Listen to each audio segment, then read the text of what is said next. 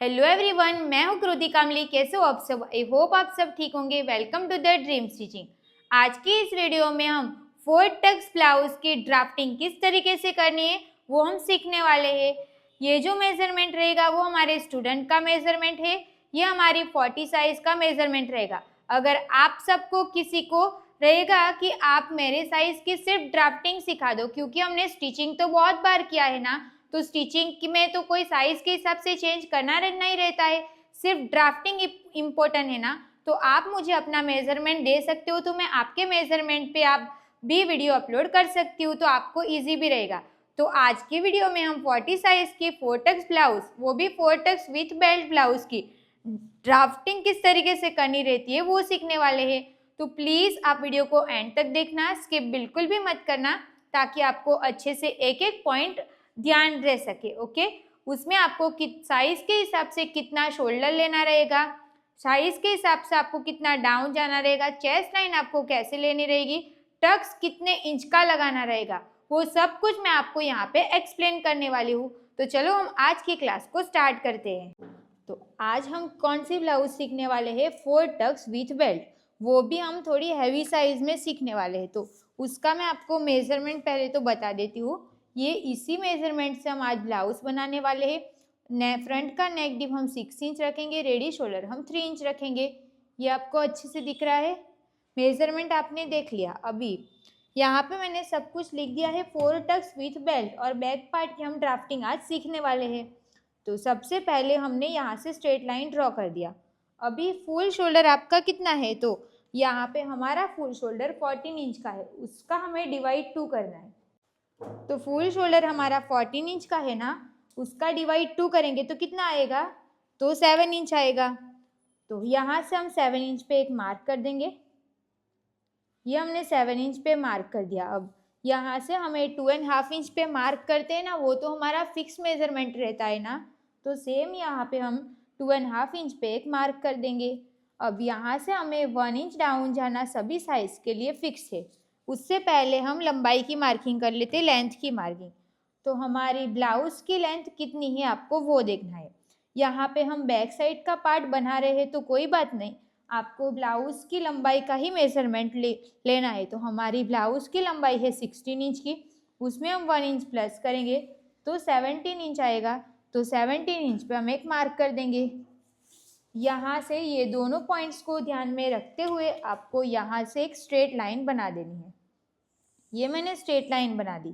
तो ये लाइन को हम कौन सी लाइन बोलेंगे? Waist line. तो हमें यहाँ पे वेस्ट की मार्किंग करनी रहेगी। आपको इसमें ये पॉइंट ध्यान में रखना रहेगा कि जब भी आप बैक साइड का पार्ट बना रहे होंगे तब आपको लेंथ की मार्किंग स्ट्रेट लाइन से करनी है। बैक साइड का पार्ट हमारा किस टाइप का रहेगा वो मैं आपको यहाँ पे बना के दिखा देती हूँ, कि ताकि आपको क्लियर हो जाए कि हम इसी टाइप का ब्लाउज बनाने वाले हैं। ये हमने हो गया। अब दोनों साइड पे हम टक्स लगाएंगे। ये हमारा हो गया, स्लीव्स हो गई। अब यहाँ से हमने जो 1 इंच डाउन गए हैं वहाँ से हम स्ट्रेट लाइन ड्रॉ कर देंगे। अब ये वाली लाइन को हम यहाँ से क्रॉस मिला देंगे। ये हमने क्रॉस में मिला के हो गया। अब हमें चेस्ट लाइन बनानी है। तो हमारी चेस्ट 40 इंच की है ना, तो उसके हिसाब से आपको कौन सा फॉर्मूला यूज होगा वो देखना है। तो हमारी चेस्ट 40 इंच की है तो उसमें फॉर्मूला रहेगा chest divide 6 plus half inch. यहाँ पे मैं लिख देती हूँ chest divide 6 plus half inch.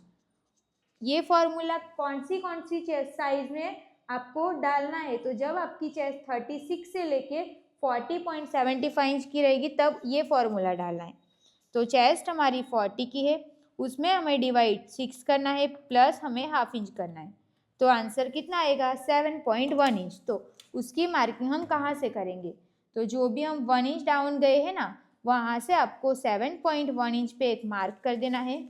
अब यहाँ से ही हम एक सीधी लाइन ड्रॉ कर देंगे। ये मैंने स्ट्रेट लाइन बना दिया। अब हमें चेस्ट की मार्किंग करनी है ना, तो हमारी चेस्ट कितने इंच की है? 40 इंच की। और हम यहाँ पे डीप नेक बना रहे हैं, तो जब भी हमारा डीप नेक रहता है तो ये नेक डीप ज़्यादा रहता है, उसकी वजह से वो ज़्यादा फैलता है। ज़्यादा फैलने की वजह से यहाँ पे कपड़ा ज़्यादा रह जाता है। इसके लिए अगर हम इसमें लूजिंग ऐड करेंगे तो यहाँ पे फैब्रिक एक्स्ट्रा रहेगा। इसके लिए आपको क्या करना है कि जितना भी आपका चेस्ट है उसका डायरेक्ट डिवाइड 4 करना है। हमारी चेस्ट है 40 इंच की, उसका हम डायरेक्ट डिवाइड 4 करेंगे तो आएगा 10 इंच। तो यहाँ से हम 10 इंच पे मार्क करेंगे। और एक बात, जो मैंने मेरी साइड पे पेपर रखा वो हमारी फोल्ड साइड रहेगी। यहाँ से हम 1.5 इंच एक्स्ट्रा सिलाई के लिए ऐड करेंगे।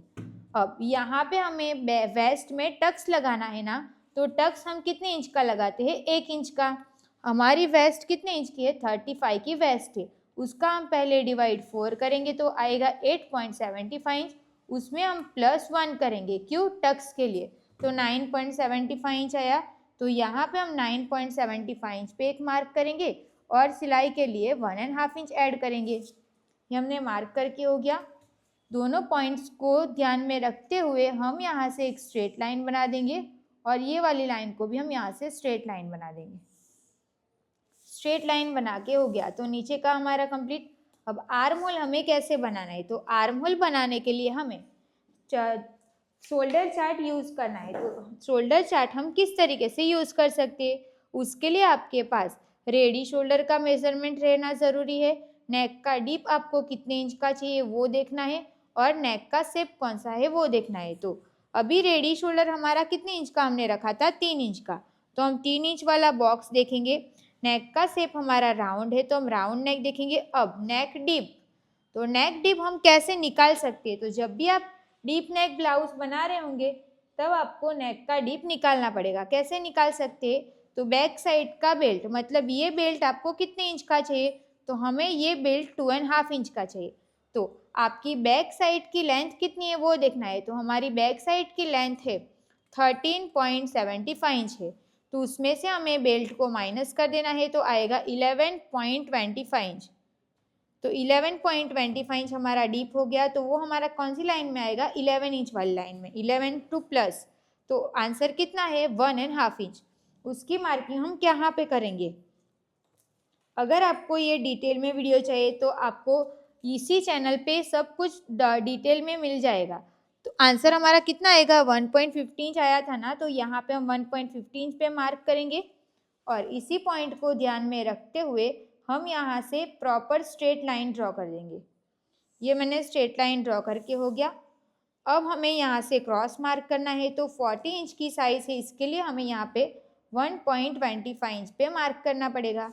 अब दोनों का हम सेंटर लेंगे।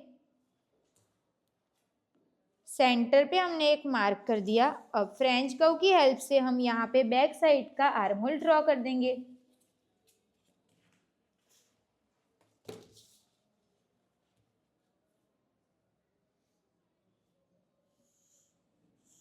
ये हमने ड्रॉ करके हो गया। अब नेक हमारा डीप है तो हम यहाँ से सीधी लाइन बना देंगे और यहाँ से हमें 1/2 इंच कम करना सभी साइज के लिए फिक्स है। ये 1/2 इंच कम कर दिया और इसी पॉइंट को ध्यान में रखते हुए स्ट्रेट लाइन ड्रॉ करेंगे। ऊपर का पार्ट पूरा हमारा माइनस हो जाएगा। अब रेडी शोल्डर आपका कितने इंच का है उसमें आपको +1 करना है। हमारा रेडी शोल्डर 3 इंच का है, उसमें हम +1 करेंगे तो 4 इंच आएगा, तो 4 इंच पे मैंने मार्क कर दिया। तो बैक साइड के पार्ट की पूरी ड्राफ्टिंग हमने कंप्लीट कर दिया। अब जब भी हम फ्रंट का पार्ट ड्रॉ करेंगे उसके बाद यहाँ से साइड फिटिंग को मैच करके यहाँ पे माइनस करने के बाद हम बेल्ट की मार्किंग करेंगे, फिर हम नेक का शेप ड्रॉ कर सकते हैं। तो यहाँ पे आज हमने बैक पार्ट की ड्राफ्टिंग कैसे करनी है वो मैंने सीख लिया। हमने शोल्डर देखो इतना कम लिया है ना, ये आपका शोल्डर कितना आएगा ना वो मैं बता देती हूँ। हमारी चेस्ट 40 की है और शोल्डर देखो मैंने कितने लिया? सिर्फ 5.5 इंच का लिया। अब आपको समझ में आ गया ना कि आपको साइज के हिसाब से कितना शोल्डर लेना रहेगा। हमने जो चार्ट बनाए हैं वहाँ से आप अंदर जाओगे तो आपको कितना शोल्डर लेना है वो आपको परफेक्ट तरीके से पता चल जाएगा।